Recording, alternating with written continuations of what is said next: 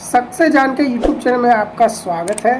आज आपने यूपीपीएससी का जो आपका एग्ज़ाम होने वाला है उसमें जो हिंदी का भाग है दोस्तों, उससे संबंधित बहुत ही महत्वपूर्ण प्रैक्टिस शीट लेकर आया हूं जो आपके एग्जाम के नज़रिए से काफ़ी महत्वपूर्ण साबित होगा। तो शुरू करते हैं प्रश्नों को। सबसे पहले दोस्तों एक बात आपको ध्यान देना है, वीडियो के अंत में आपको एक प्रश्न दिया गया है, उसका उत्तर आप हमें कमेंट बॉक्स में ज़रूर बताएं। तो शुरू करते हैं प्रश्न। यहाँ पर पहला प्रश्न आपका, निम्न में महाप्राण वर्ण कौन है? अल्पप्राण, महाप्राण, सघोष, अघोष, इन सभी को आप अच्छे से देख कर जाएगा। यहाँ से एक प्रश्न जरूर बनने की संभावना है। तो शुरू करते हैं दोस्तों। यहाँ पर ऑप्शन देखते हैं। ऑप्शन दी गया क, बी है च, सी एफ है या डी इनमें से कोई नहीं। तो महाप्राण मतलब होता है दूसरा और चौथा वर्ण। तो क देखते हैं, क तो पहला वर्ण ये आपका नहीं होगा, च भी आपका पहला वर्ण ये भी आपका नहीं होगा, ये दोनों अल्पप्राण है। फ आपका जो है वह दूसरा वर्ण है, मतलब फ इज राइट आंसर। सी आपका सही उत्तर है। देखते हैं अगला प्रश्न। प्रश्न नंबर दूसरा आपका पूछा गया है, परोपकार में कौन सी संधि है? ऑप्शन है दिए गए दीर्घ संधि, बी है व्यंजन संधि, सी है विसर्ग संधि या डी है गुण संधि। तो परोपकार की अगर हम संधि विच्छेद करेंगे तो पर धन उपकार होगा, और इसका जब और मिलकर आपका ओ होता है। आपका option number D is right. गुण संधि आपका right answer option number D. देखते हैं अगला प्रश्न। प्रश्न नंबर तीसरा आपका पूछे, अत्यधिक शब्द में कौन सा उपसर्ग है? अत उपसर्ग है, अति उपसर्ग है, अति उपसर्ग है या फिर अ उपसर्ग है? तो अत्यधिक इस तरह, अति प्लस अधिक, मतलब आपका अति उपसर्ग का option number B is right. देखते हैं अगला प्रश्न।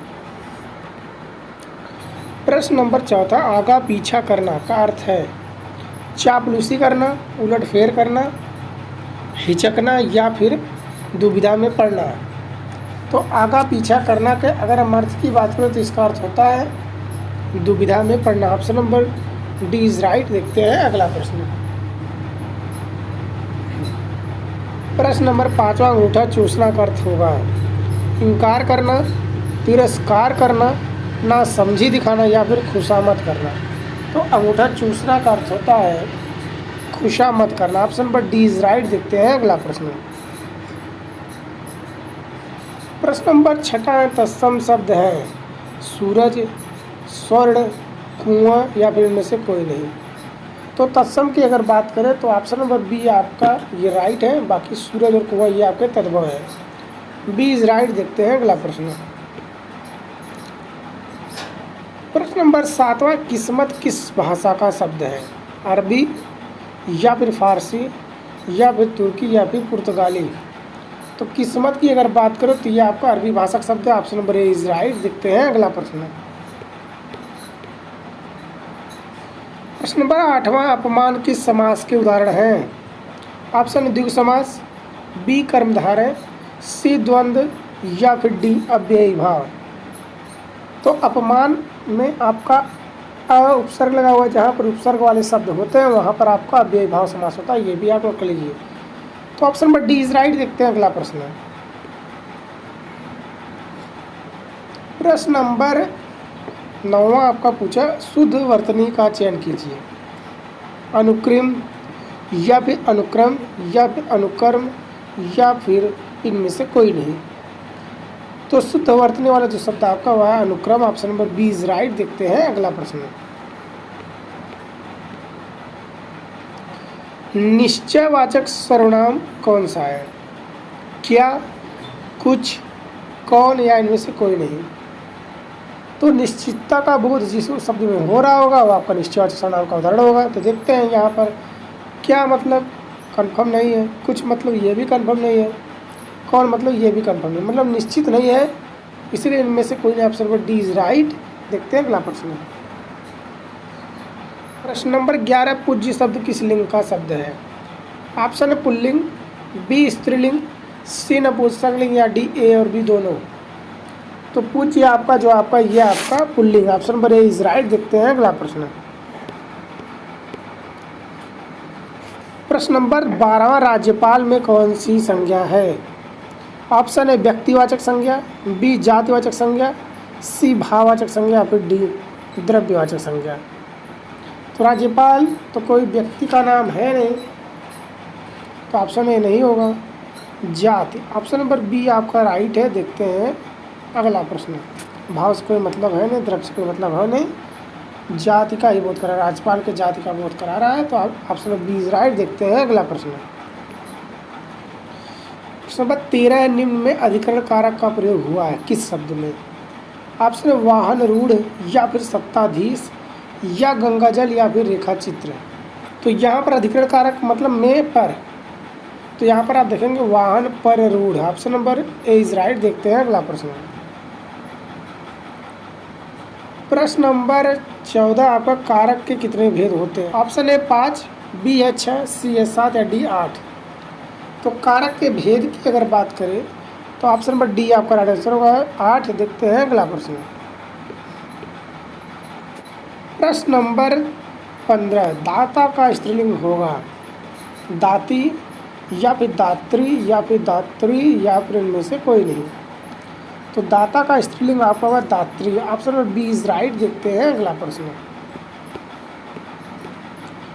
प्रश्न नंबर 16 है, नीली साड़ी में कौन सा विशेषण है?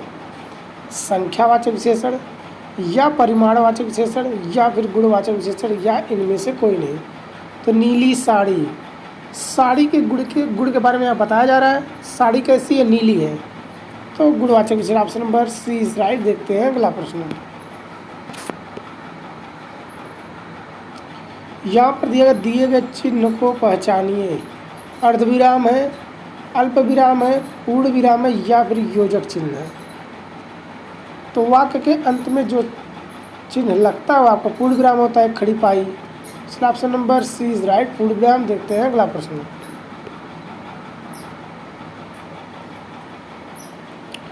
प्रश्न नंबर 17, पैर से सिर तक वाक्यांश के लिए एक शब्द है। शिख नख होगा, या सिरों पर, या पाद मस्तक, या फिर आपाद मस्तक।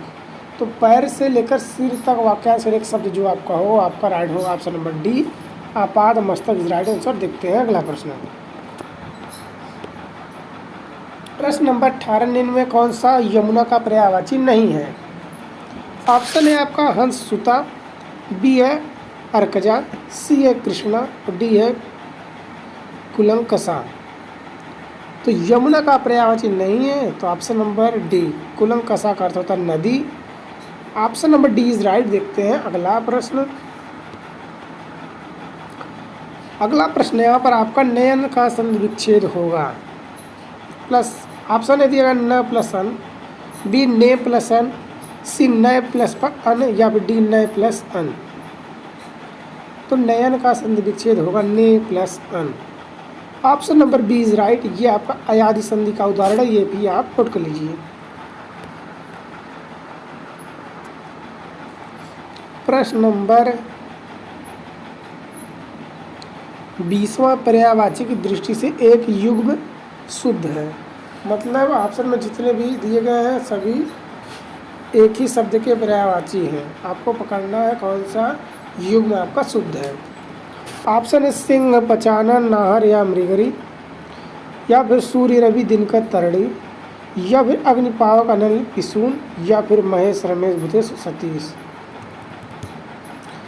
तो यहाँ पर ऑप्शन नंबर ए आपका राइट है, सिंह पंचानन नाहर मृगरी, ये सभी शेर के पर्यायवाची हैं। ए इज राइट। सूर्य रवि दिनकर ये तो है, लेकिन तरड़ी का अर्थ होगा नाव या नौका, इसलिए ये गलत है। अग्निपावक अनल ये तीनों तो आगे के उदाहरण है, लेकिन पिसून का अर्थ होता है कौवा, ये भी आपका गलत है। देखते हैं अगला प्रश्न। प्रश्न नंबर 21, मोती का तत्सम रूप होगा। ऑप्शन है मोती, बी है मौक्तिक, सी मुक्तक, या डी इनमें से कोई नहीं। तो मोती का तत्सम होगा मौक्तिक। Option number B is right. देखते हैं अगला प्रश्न। प्रश्न नंबर 22, व्याप्त में कौन सी संधि है? ऑप्शन ए अयादि संधि, या बी यड़ संधि, सी गुण संधि, या डी वृद्धि संधि। तो व्याप्त की संधि विच्छेद होगा वी प्लस आप्त। व्याप्त यड़ संधि का उदाहरण option number B is right. देखते हैं अगला प्रश्न। प्रश्न नंबर 23, इनमें से कौन सा वर्ण अल्प प्राण वर्ण है? ऑप्शन 1 या फिर बी छ, या फिर सी घ, या इनमें से कोई नहीं। तो अल्प प्राण आपको बताओ पहला, तीसरा, पांचवा वर्ण होता है अल्प प्राण। इसी नजरिए से क इज राइट आंसर। देखते हैं अगला प्रश्न। प्रश्न नंबर 24, शुद्ध वाक्य का चयन कीजिए। ऑप्शन है उसे अनुत्तीर्ण होने का संशय है, या बी उसे अनुत्तीर्ण होने का शक है, या सी उसे अनुत्तीर्ण होने की आशा है, या डी उसे अनुत्तीर्ण होने की आशंका है। तो ऑप्शन नंबर ए अगर उठाएंगे तो उसे अनुत्तीर्ण होने का संशय, संशय का कोई मतलब ही नहीं, ये गलत है। बी उसे अनुत्तीर्ण होने का शक है, शक क्या होता है, ये भी गलत है।